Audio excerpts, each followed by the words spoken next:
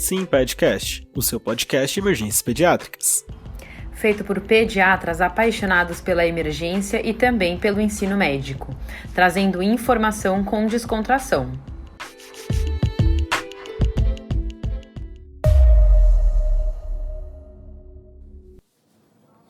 E aí, pessoal, aqui é o Rafa.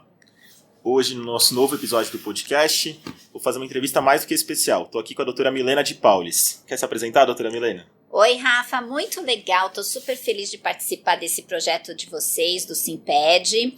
E sim, eu, na verdade, fiz pediatria na USP. E depois de um tempinho, depois quando terminou o R2, que tinha que escolher o que fazer no R3, eu gostava de emergência. Mas na época não tinha a especialidade de emergência. Era residência de pronto-socorro. E eu gostei muito quando eu passei no R1, no R2, daquela atividade dentro do pronto-socorro, aquele corre-corre. E, obviamente, quando a gente faz no Instituto da Criança, a gente tem muita criança grave, então tinha muita emergência, né? E quando eu fiz, quer dizer, em 96, ainda não tinham as vacinas. Então, as crianças ficavam bem doentes. Então, tinha bastante emergência. Se a gente comparar as emergências daquela época com as de hoje, eu acho que a qualidade das crianças em termos de saúde melhorou com as vacinas. Então, a gente vê menos emergência. Então, aí eu fui fazer a residência de pronto-socorro, né? E não tinha nenhum programa específico, né? Era ficar 12 horas todos os dias, os plantões no pronto-socorro. Aí, depois teve uma reunião com o pessoal com a Comissão de Residência Médica do Brasil. Quando né? que foi isso, mais ou menos? Isso foi em 97. Sim. Eu era R3 ainda. Talvez tenha sido em 96, no finalzinho do meu R3, né?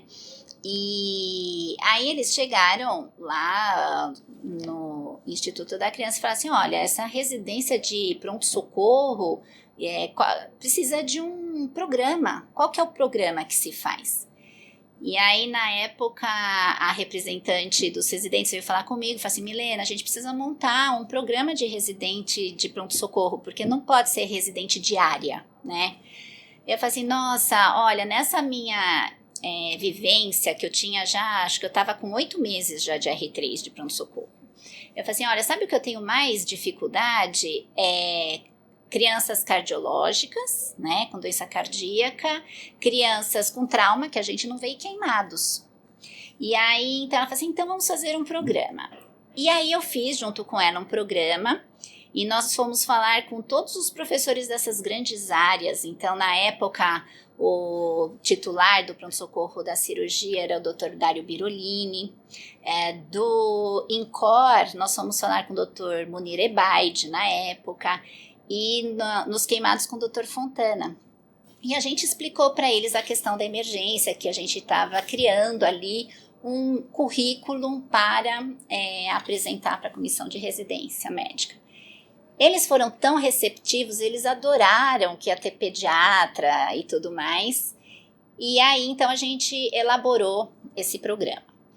Só que eu já estava com 8 meses de residência em emergência, e aí, na época, eu cheguei para a coordenadora do pronto-socorro e falei o seguinte, puxa, eu fiz esse projeto junto com a representante dos residentes e eu queria muito fazer também, não só para o ano que vem, eu quero fazer também.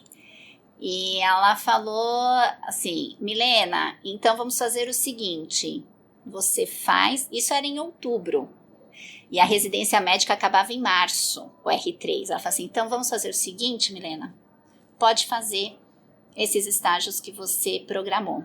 E ela foi comigo falar com cada um dos professores, me apresentar, foi muito bacana. Vocês rodavam na cardio, onde mais na rodavam? Cardio, então na cardio a gente passava principalmente na triagem da cardiologia, que foi incrível. Porque lá na triagem da cardio você vê as crianças que a gente encaminha para o cardio. Então, aquela questão de sopro, o que é sopro, as crianças com doença cardiológica, isso deu uma vivência incrível. E o pessoal lá do INCOR, né, que eu fiz o estágio lá, foi muito bacana. Eu aprendi muito lá.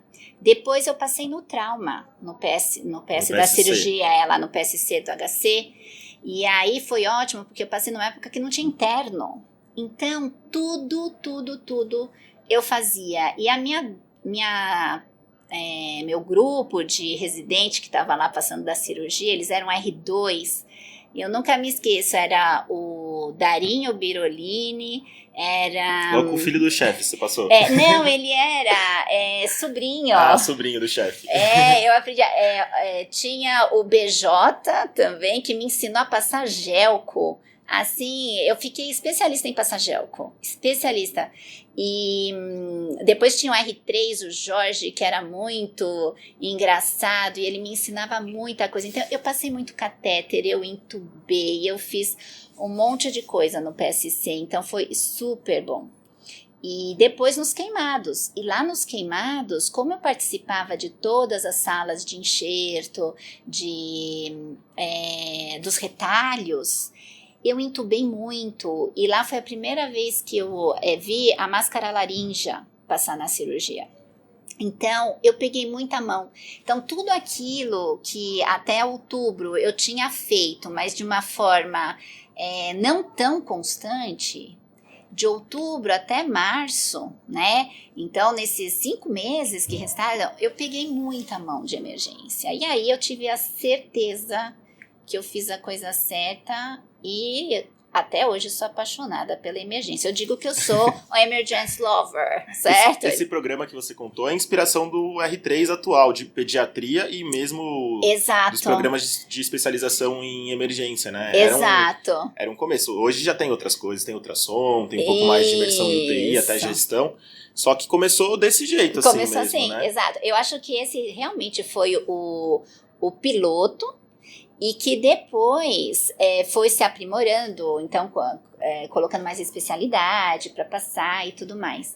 Mas eu acho que aí de fato eu tive a certeza de que eu tinha feito a escolha certa e eu amo a emergência até hoje. Hoje você trabalha aqui no HU, a gente está aqui no Hospital Universitário. Isso. Onde mais você está trabalhando? E trabalho no pronto-socorro do Einstein. Só com emergência? Né? Só com emergência. E aí até o pessoal fala assim, nossa, Milena, você não faz consultório? Vai viver de plantão o resto da sua vida, emergência? Olha, a questão é que você tem que ter amor por aquilo que você faz. Então, ainda bem que tem gente que faz emergência, ainda bem que tem gente que faz onco, não é verdade? Ainda bem que tem gente que faz consultório, né? Então, você tem que se identificar com aquilo que você quer. Porque quando você gosta daquilo que você faz, isso não é um peso, né? E a emergência, ela é muito importante. A gente sabe que ela... começou a ser de novo, né, credenciada, né, em 2016. Né, começou com... Você vê que é muito comum a gente ouvir vou dar plantão no pronto-socorro. Né, plantão no pronto-socorro é fácil, eu ganho dinheiro fácil e tudo bem. E quando a gente vê... Quem dá plantão no pronto-socorro, geralmente, é quem é recém-formado, né? Quem sai, né? Só que é muito diferente você dar plantão e você ser o especialista do pronto-socorro dando plantão, né? Quando você tem a formação de pronto-socorro, você consegue administrar melhor o fluxo dos pacientes. Você é mais resolutivo, porque você tem a vivência do quadro agudo, grave, e que você tem que pensar naquele momento, o que tem aquele paciente, você tem que intervir imediatamente. E você só tem essa segurança, essa tranquilidade, quando você tem o treino disso. Então, a residência de emergência, ela é fundamental, ela é essencial. A gente na pediatria ainda está muito engatinhando nesse sentido. Eu acho que eu me sinto até uma pioneira aí por ter começado isso em 97. Antes de mim já tinha a residência de pronto-socorro, não como emergência médica, mas ela não era reconhecida como área de atuação, né? Ela era um R3 da pediatria. E agora a gente tem o reconhecimento da SBP já desde 2016, né? E o primeiro título que a Sociedade Brasileira de Pediatria, junto com a Associação Médica Brasileira de Medicina de Emergência, em 2018, foi a primeira turma que recebeu o título por proficiência. Não foi prova, né? Você até estava presente nessa primeira turma, né? Exato. Eu lembro. Então, a gente teve que correr, justificar tudo que a gente fez dentro da área da emergência, tinha os créditos, né? Então, era uma lista enorme aí de créditos e eu consegui o título, então isso foi muito legal. Na verdade, acho que isso veio de um trabalho, né? Não é assim, nossa, olha, eu consegui o título. Não, eu posso dizer que eu sou emergência raiz mesmo. Anos né? e anos de dedicação ao ensino e à atuação mesmo. Exatamente. Em emergência, né? Anos e anos em atuação em emergência. Então, o que eu acho que a gente tem que agora é, de fato, valorizar a especialidade, a conscientização também, porque ainda hoje não tem essa conscientização do médico emergencista, principalmente na pediatria. Nos adultos, a gente já vê que a coisa já está mudando e eu estou muito feliz com isso. A gente tem aqui no HC a residência de medicina de emergência. Esse ano eu acredito que já seja o 5º ano que eles... 2019 formou a primeira turma, né? Começo de 2020 formou a primeira turma. Isso, exatamente. Então, eu acredito aí que eles já estão... os grandes hospitais, eles já estão visando de fato o médico emergencista por conta disso. Porque é um médico que está treinado para o atendimento da emergência, é um médico mais resolutivo de fato e é um médico que pensa rápido, né? O emergencista tem que pensar rápido, porque ele tem que salvar vidas e ele tem que pensar no melhor para ser feito para aquele paciente que chega sem a história, né? Então, eu acho que, e também agora com essa questão de gestão, isso é super importante ter os emergencistas, porque você ter uma pessoa que sabe o que é um pronto-socorro é muito diferente de uma pessoa que só vai dar plantão no pronto-socorro. Então, a gestão do pronto-socorro, eu acredito que nos próximos anos os emergencistas vão ter também essa área de atuação dentro do pronto-socorro, a gestão do pronto-socorro. E ele tem uma visão muito mais abrangente do que uma pessoa administrativa com formação em outra área que vem para o pronto-socorro. Você acha que agora com a prova de título de emergencista pediátrico, que tem todo ano agora pela SBP junto com o TEP, você acredita que vai ampliar mais esse reconhecimento pela sociedade? Com certeza. Eu te falo mais, Rafa. Quando eu acho que agora está começando a acender aquela luz, né, de conscientização do emergencista pediátrico. A gente, só para você ter uma ideia, quando a gente teve a concepção de fazer o primeiro Congresso Paulista de Emergência, isso foi o Dr. Rani, junto com o Dr. Sulim, na Sociedade de Pediatria de São Paulo, tiveram a ideia, vamos fazer um congresso de emergência. E isso não foi visto com bons olhos naquele momento, porque assim, como que a gente vai fazer um congresso de emergência? Quem que vai vir fazer congresso de emergência, né? Aí a gente, não, vamos fazer o congresso de emergência. Foram meses e meses de discussão, programações, organização, e lá fomos nós fazer o primeiro congresso de emergência pediátrica paulista. Quando que foi? 2000? Puxa, Rafa, você acredita? A gente vai estar na 4ª edição, então, há 8 anos atrás, né? A gente 2012, mais ou menos. Mais ou menos isso, 2012, por aí.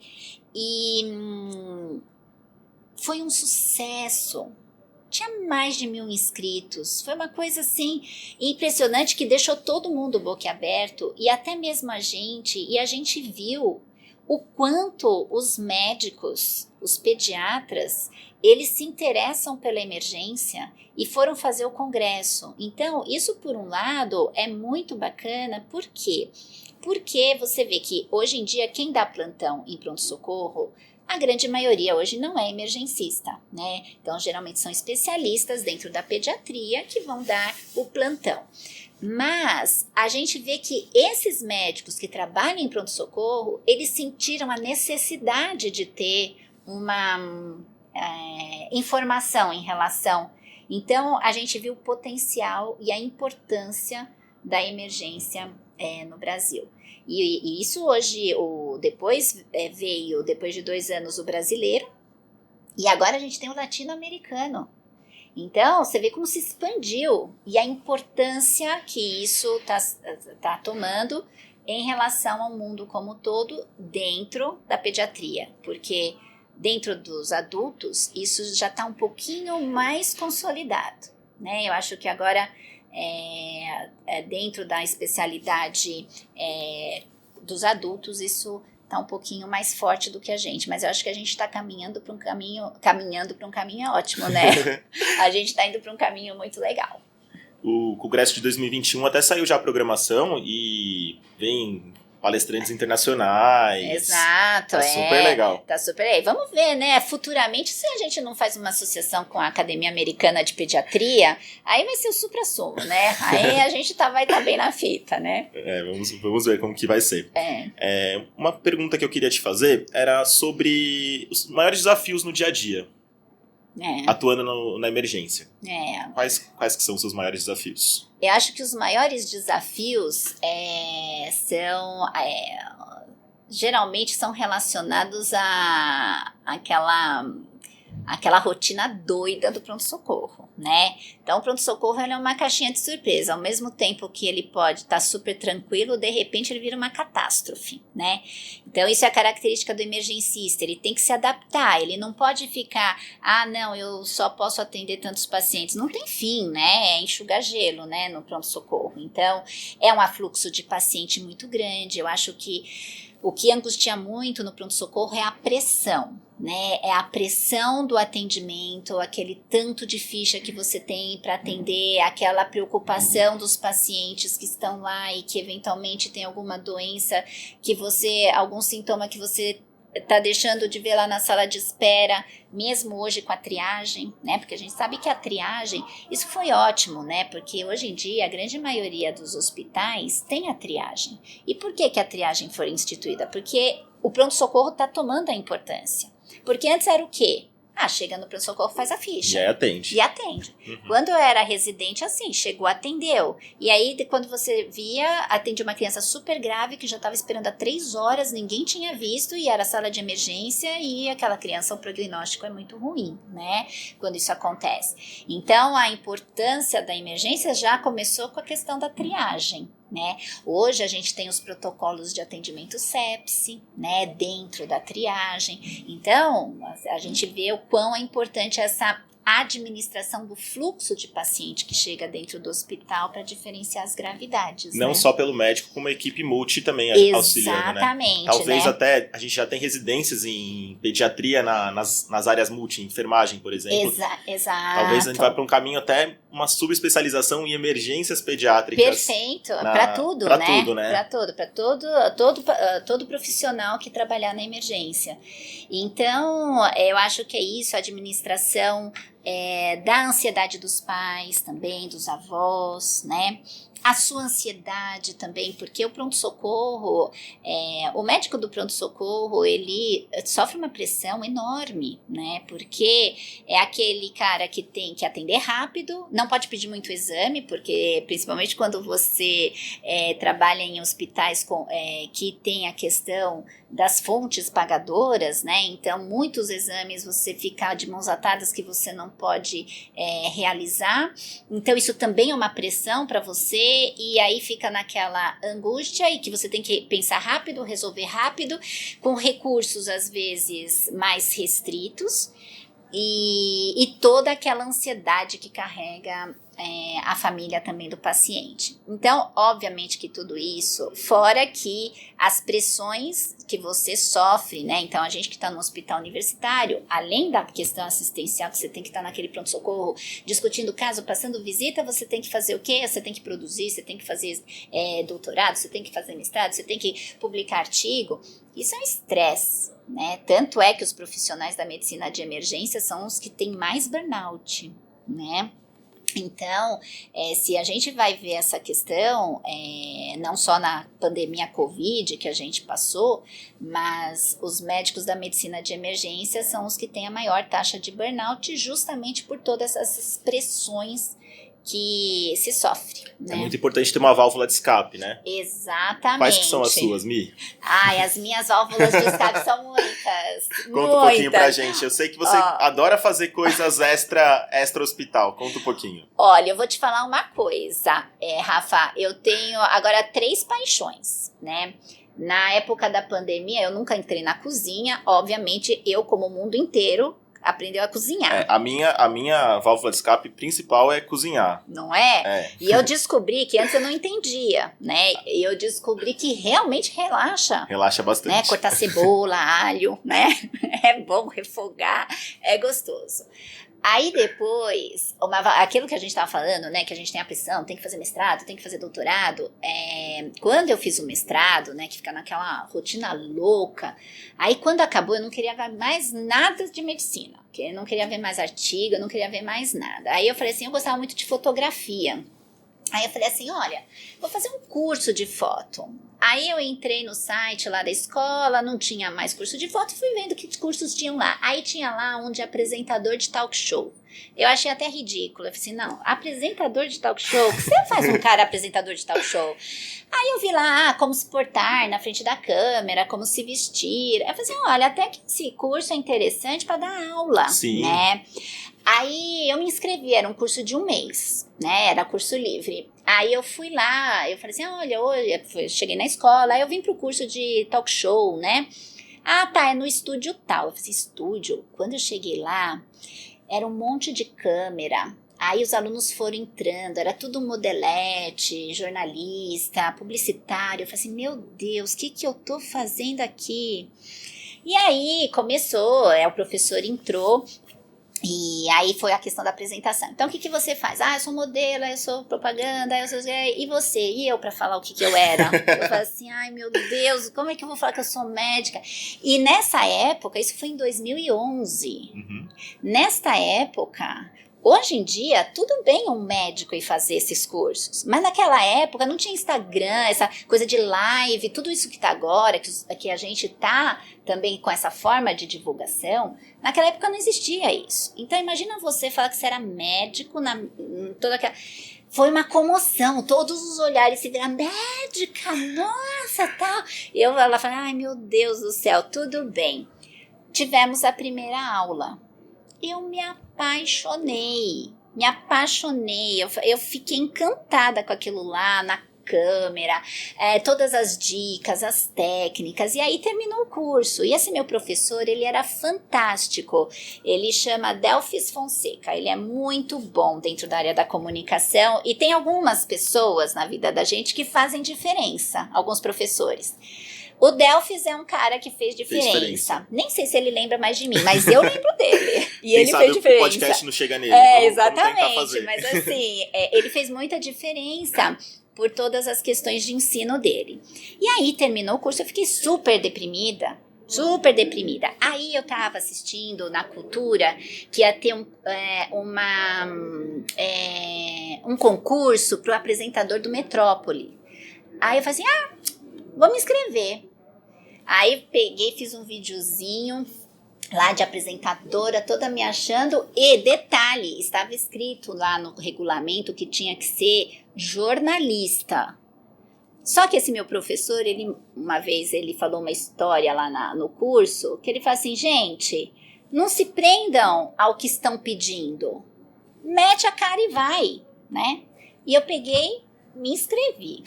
Óbvio, não ganhei, né? Óbvio, né? Mas aí eu fui fazer o curso técnico, 6 meses de apresentador de TV. Muito legal, mas assim, muito bacana. E aí, quando terminou, eu usei esse curso para fazer vários vídeos educativos. Na época que nem tinha. E aí, esses vídeos educativos eu trouxe para emergência. Aqui do Hospital Universitário. Se você vai lá no site do HU... Do HU tem todos os vídeos. Você ensinando tudo lá. Exatamente. Bem legal. Então lá, se vocês quiserem acessar, vocês podem, pessoal, é o www.hu.usp.br. Aí vocês clicam lá na página Vídeos. Aí tem um monte de vídeo bacana. E essa época, isso foi pioneiro. E eu usei isso para a sala de espera da emergência. Então, vocês vejam, não é que, tudo bem, logo a emergência de novo lá no coração, e aí a gente passava esses vídeos na sala de espera do PA e os pais assistiam esses vídeos enquanto esperavam o tempo da consulta. E vários pais, depois quando eu atendia, falavam assim, doutora, senhora, então isso ainda fez um vínculo, facilitou a relação médico-paciente, que às vezes é tão difícil no PA. Mas aí eu falei que eu tinha 3 grandes paixões. E tem uma, óbvio, que é a paixão maior, que é o piano. Piano? Piano. Mas você toca assim... Só por hobby em casa, não? Então o piano eu fiz conservatório. Então eu estudei piano dos 7 aos 17 anos. Nossa. Aí eu me formei em piano e aí entrei na faculdade e parei. Quando eu estava no 5º ano, eu soube que o Einstein tinha uma orquestra de médicos. Então, antes mesmo de você virar médica, você já estava entrando na orquestra de médico. Na orquestra de médico, no 5º ano da faculdade. Aí eu entrei na orquestra, apareci lá, falei assim, eu queria tocar piano. A minha sorte é que o pianista da orquestra estava indo para um fellow, fora, no exterior. E aí o maestro olhou para mim e falou assim, você tem uma partitura aí para tocar? Eu falei assim, tenho. Aí ele fez um teste, falou assim, ok.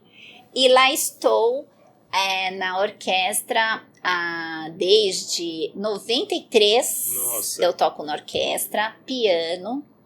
E a gente sempre toca lá toda quarta-feira. Então isso é uma válvula de escape muito legal, né? Então eu acho que cada um de nós tem que ter um hobby para espairecer a cabeça, para sair dessa pressão do dia a dia que a gente tem, principalmente na emergência, né? Mas isso para toda, né? Para toda especialidade, mas principalmente para nós, que a gente tem uma carga muito forte de tensão. Quando você chega, então, os ensaios são toda quarta-feira, uma vez por semana, com todas as pessoas, você toca música, você dá risada, você se diverte, isso recarrega a energia, né? Então isso ajuda a ficar mais leve, né? E a questão é que o máximo foi o ano passado, que eu toquei um concerto com a orquestra, foi o primeiro concerto, a primeira vez que eu toquei com a orquestra na Hebraica, no Teatro da Hebraica, no Arthur Rubinstein, no piano, um Steinway, que foi o Arnaldo Cohen. Para quem não sabe, Arnaldo Cohen é um super pianista brasileiro de renome mundial, que ele não está mais aqui, né? Ele está no exterior. E ele trouxe, né? Ele escolheu esse piano e eu me senti muito feliz, muito realizada, que fechou de fato todos esses anos de estudo, desde pequenininha, todos esses anos de orquestra. E aí eu toquei um improviso do concerto número 2 de Rachmaninoff, que é um dos concertos mais bonitos desse compositor, que é um compositor russo, e que esse é um dos concertos de maior sucesso dele. E é lindo, né? E aí depois eu deixo para você coloca no finalzinho do nosso podcast para o pessoal se deliciar e ouvir. É um concerto assim que começa bem lânguido, depois ele vem assim, um final super alegre, assim como tem que ser a nossa vida, né, Rafa? Porque a gente tem que também ter a dedicação do nosso trabalho, mas também tem que ter alguma coisa que motive e faça com que a gente torne a nossa prática mais leve, mais bacana. Então você vê, né? Passei da cozinha, o curso de apresentador, que foi incrível, e, obviamente, a minha paixão principal, que é o piano, desde pequenininha, né? Então, isso é importante. E uma coisa que eu falo, apesar do médico emergencista ainda não ter a remuneração e o reconhecimento, né? Se você for ver nos Estados Unidos, um médico emergencista é um dos médicos mais bem remunerados, né? Assim, um salário de um médico emergencista gira em torno de $25 mil por mês, né?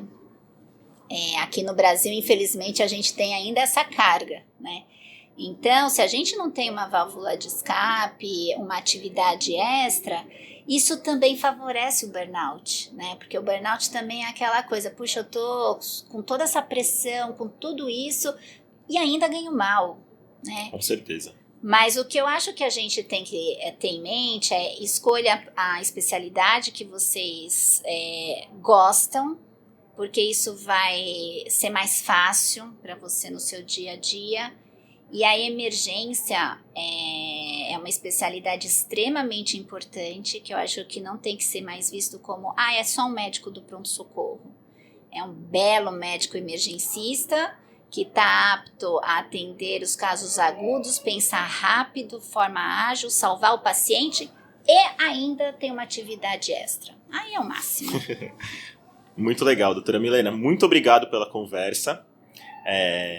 Sensacional ver toda a história da emergência pediátrica aqui, né? E toda essa dedicação. Até é emocionante escutar todo esse nosso bate-papo. Foi muito legal. E acho que fica como recado para o pessoal que emergência pediátrica é sensacional e, mais do que tudo, independente do que você vai fazer na vida, tem que ter uma válvula de escape, tem que cuidar de si mesmo. Com certeza. Muito obrigado. Imagina. E ouçam aí a música que a gente vai pôr, né, Rafa? Escutem a música que a gente vai deixar e até o próximo podcast. Valeu!